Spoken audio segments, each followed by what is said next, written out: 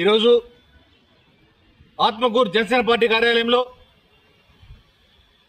80వ స్వాతంత్ర దినోత్సవ వేడుకలను జరుపుకున్నాం. ఈ సందర్భంగా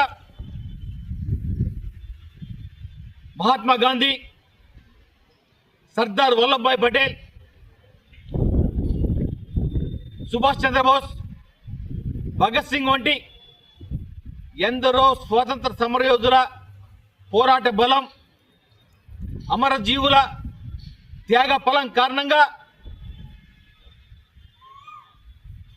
బ్రిటిష్ సామ్రాజ్యవాద దాస్య సంఖ్యలను తెంచుకొని భారత జాతి విముక్తి పొందిన చారిత్రాత్మకమైన రోజుది.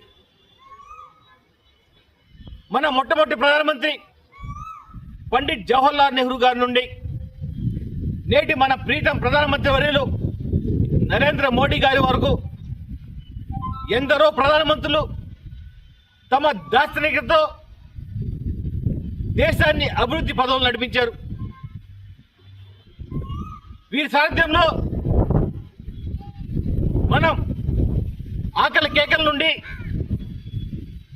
ఆహార భద్రత వైపు పయనించాం.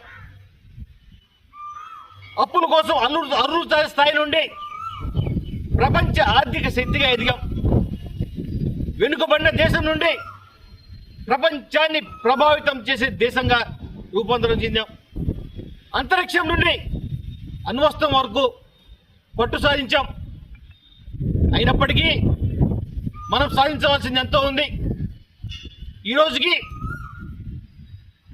మారుమూల గిరిజన ప్రాంతాలకు కనీస మౌలిక వస్తువులు కూడా లేవు. ఈ పరిస్థితిని గమనించిన జనసేనాని పవన్ కళ్యాణ్ గారు ఈ మారుమూల గిరిజన ప్రాంతాలకు కనీస మౌలిక సదుపాయాలు కల్పించాలన్న ఉద్దేశంతో ఎన్నో కార్యక్రమాలు శ్రీకారం చుట్టారు. అడవి తల్లి బాట పేరుతో కొన్ని వేల కిలోమీటర్ల బీటీ సిసి రోడ్లు నిర్మిస్తూ ఉన్నారు. మరోపక్క గిరిజన ప్రాంతాల్లో విద్యుత్ వెలుగులు నింపుతున్నారు. మరోపక్క ప్రాథమిక పాఠశాలలను, అంగన్వాడీ కేంద్రాలను నెలకొల్పుతున్నారు.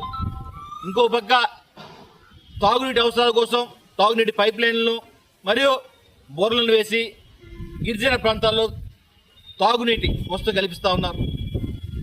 ఈ విధంగా కూటమి ప్రభుత్వ ఆధ్వర్యంలో దేశంలో రాష్ట్రం మొత్తం ప్రజానీకం ఈ స్వాతంత్రం ద్వారా సాధించిన అభివృద్ధి ఫలాలను దేశం మొత్తం వ్యాపించే విధంగా కూటమి ప్రభుత్వం తన శాయశక్తులు కృషి చేస్తున్న ఈ సందర్భంగా తెలియజేస్తూ జై హింద్, జై హింద్, జై హింద్, జై హింద్.